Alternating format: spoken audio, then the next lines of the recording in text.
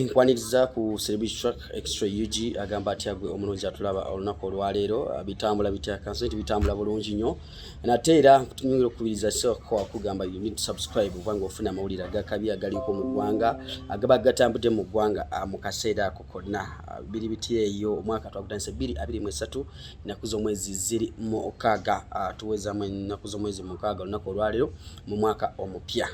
Wow, ennaku z'omwezi 13 tuyina ennaku z'omwezi 13 mwezi guno gwennyini tuyina ekivulu kya Spice Dana wali cricket over Erugogo tugerabira omumanyi mbitibwe by'amaanyi so twabaddeko mu kibuga Kampala nga Spice Dana agenzeko omukyala Vicky omukyala ono atunda bintu byamukozesebwa mu decoration mu waka kutimba wallpapers byonna bagala dummies zengoye omukyala yaguze table era twabadde kwa mu kibuga Kampala njakwanga nkulengezaako kulanga ekintu ekyatambudde omukyala yansanyisiza omukyala musanyufu nnyo era yangambye nti essaawa yonna business njina mu 5 kwegamba tuwenga tukikwasaganya bulungi njamanga nkulambuza bulungi nnyo olabe n'ebiki byakola omukyala Vicky tovaako wekumire ku Celebrity Track.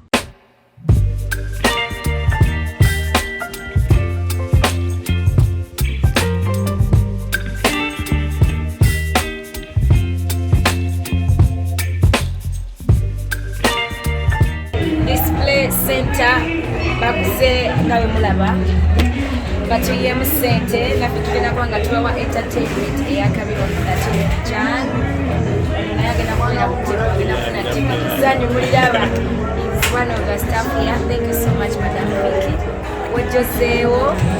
See you on 13th Jan. All the best. Thank you Vicky Aluseke olulabye naye Spice ndeka kansimba oluseke nyabo tunula kweno banayo mama lwaki musinze kwagala nnyo Spice Dana mga kushoye muguleyo ticket mga muwagire bamunaye sawe naye mulimbi trendinga ate mulimbi w'abantu muntu w'abantu actually w'abantu generation eno labira ddala nga mulimbi trendinga kweno labavo mulaba nnyo nga gyayamba abantu so omuntu waba atambula n'abantu kitegeeza naye wabeera mu bwetaavu olina omusindikako. Biki by'osuubira ku concert ya Spice kwolwo kayimba kikosi akasinga okuwomera ka Spice akayimba obuyimba bungi nnyo ne fact obusinga obwekukolera era nsuubira performance ennungi kuba byenzize ndabako mutuufu adda performinga bulungi kusooka abawagizi abasaamu ekitiibwa omulabira ddala ng'omuntu newabazza okuzina naye mutuufu si muntu bwerazi yoba amusindika wala so be bantu betulina okutambula nabo.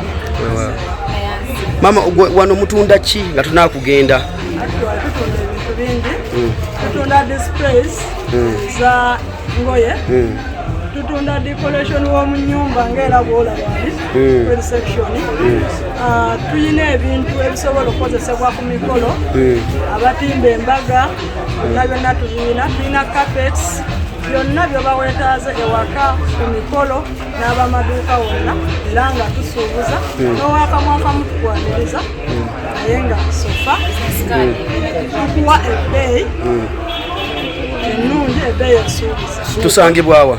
Tusangibwa ku Nakasero complex building opposite Kwalisero bus terminal on Nabugabo street shop number L4 411 Vicky display center. Basomera akanamba tuve wano just enamba okusinga basomera eri okwo kale singa okozesa ebeera ku office ali mobile 0393 20 84 48. Spice bugambo kiwoyinza okugamba omukyalo ono nga tugenda mu show yaffe nga 13.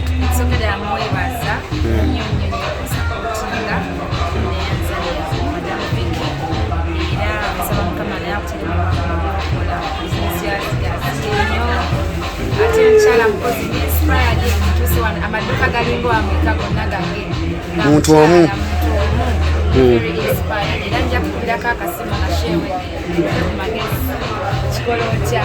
kale akagamba akasembayo nga abantu bagenda mu mwaka guno omupya bagaliza nga kuliriza okwekuuma okusingira ddala obukulu kuba nesho bw'oteekuume kwegendereza ennyo nesho yaffe tujja gitukako nga tuli balamu.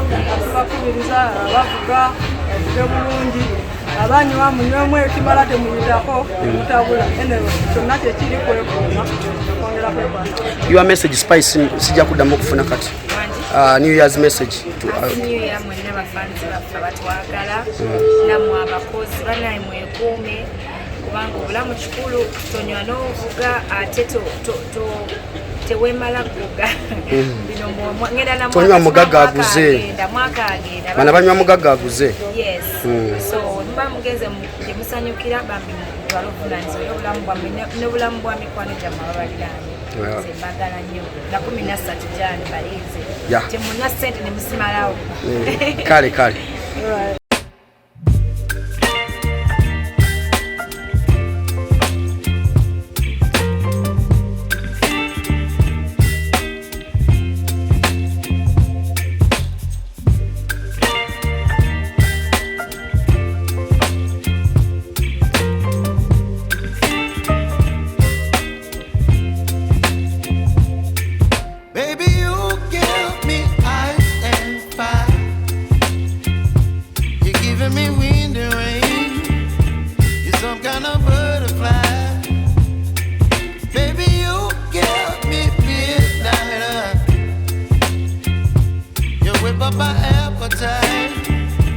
Kale kulikayo uyu mukyala Vicky tulambuza bulungi ebintu abegede bulungi yaguze table yensonga yagede lwaki aganye Spice Diana omulundi gunaga akantekema kasente ngule table.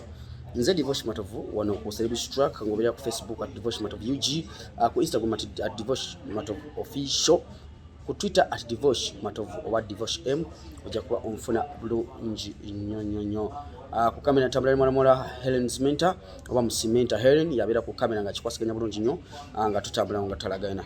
Tovaako abantu be Dubai mbategeeza ngenaku z'omwezi 24 ngendera nkubanga nkomawo enaku z'omwezi 24 Feb nkomawo mu Dubai tujja ne Chosen Becky tuyina Little Boss tuyina Rachel Namiro kwegamba nti kintu kigenda kubeera kyamaanyi nnyo muganda wange gwe kyolina okukola kwekuumirako ku Celebrity Track. Omukyala Jack Jana wa JICC yakyaddemu ensimbi so baganda bwe mutulinda awo ngenaku z'omwezi 24 Feb ekiravu mu Dubai tuba tuyingira mu mateeka mu mbeera efaananidde so mutulinde ngenaku z'omwezi 24 Feb.